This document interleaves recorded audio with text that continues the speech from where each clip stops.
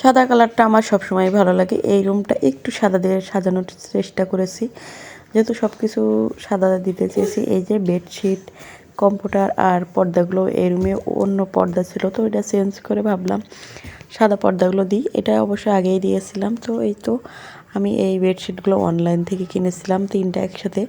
তো 2টা সেম একই রকম রেখেছি, শুধু কালারটা আলাদা, ফুলের কালারটা আলাদা, আর সবগুলাই সাদা ছোঁয়া আছে, সব বেডশিটগুলাই সাদা।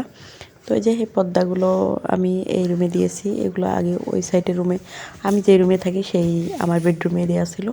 তো ভাবলাম এই রুমে দিই, আর যেহেতু শীত তার জন্য এই রুমে যেগুলো ছিল সেগুলো আমার রুমে লাগিয়েছি। তো এই তো সুন্দর করে কিন্তু এই রুমটা আজকে সাদা দিয়ে একটু সাজানোর চেষ্টা করলাম। আমার কাছে তো বেশ ভালো লাগছে। অনেকদিন পরে চা বানাতে এসেছি। চা দেখা যায় লাল চাটাই বেশি বানানো হয়, তো ভাবলাম একটু দুধ চা বানাই। তো দুধ চাটা কিন্তু বাচ্চারা একটু বেশি পছন্দ করে। মাঝে মধ্যে সন্ধ্যায় কিন্তু অন্য নাস্তা না হলেও হয়ে যায়। আমি মনে করি আমি চা পছন্দ করি, আমার মতো অনেকেই আছে শুধু দুধ চাটা হলেই মনে হয় সন্ধ্যার সময় হয়ে যায়। তো আমার সাথে সাথে দেখা যায় আমার বাচ্চাদেরও কিন্তু সেই একই রকম অভ্যাস হয়ে গেছে। দুধ চাটা খুব একটা বানানো হয় না, লাল চাটাই বানানো হয়, যেহেতু সময় খুব একটা লাগে না তার জন্য কিন্তু দেখা যায় ফাঁকি ঝুঁকি দিয়ে লাল চাটাও বানানো হয়। তো আজকে ভাবলাম একটু সময় নিয়ে বানিয়ে ফেলি।